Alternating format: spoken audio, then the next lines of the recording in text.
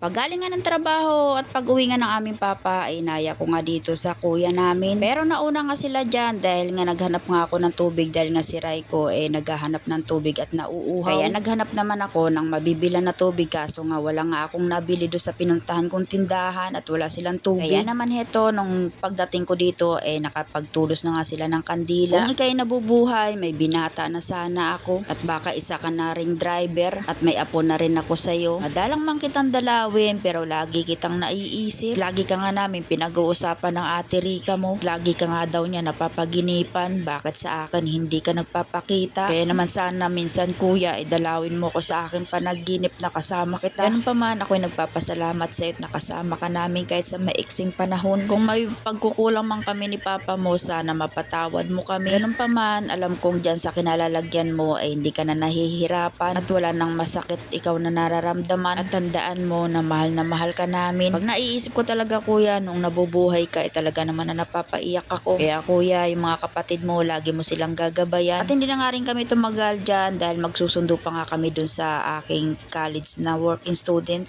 dun sa kanyang trabaho. Dahil ng mga oras nga na yan 5:30 na.